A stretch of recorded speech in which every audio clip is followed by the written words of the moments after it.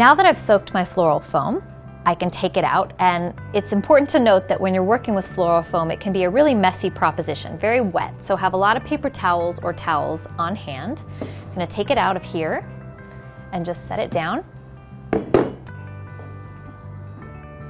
Once you've selected the container for your floral foam, some important qualities to note.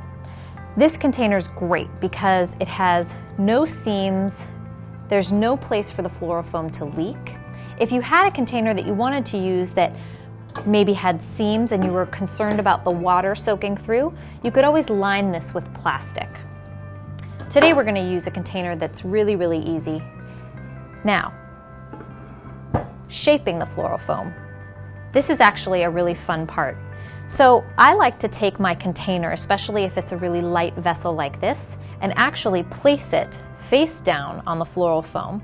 The floral foam, even when it's wet, is really spongy, and so you can shape it however you'd like to shape it. So I'm going to take this brick and take my vase and just press down so that I can see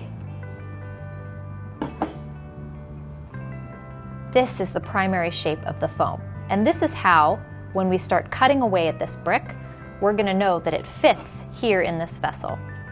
So the next step is to take a knife. You can take a big knife, a little knife. I like to use a little knife because I like to carve at it like a sculptor. And just start cutting away pieces of the brick using the shape that you've imprinted as a guideline. Cutting away,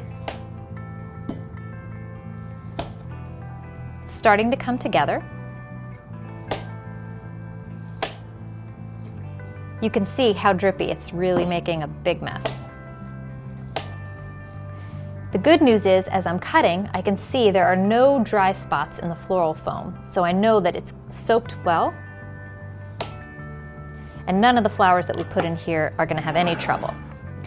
This process is long. You got to make sure it fits squarely into your vessel. It has to be secure in there. So I've pressed it down and it looks like it's pretty good. You want to leave enough room on the top to be able to fill in the sides. So you could cut it down a little bit more than this, but I don't want it to be flush. Otherwise the flowers are going to lie really flat in this container. I like to leave myself a little bit of room on the sides, but if it's too much, you can still press it down a little bit. Here we go.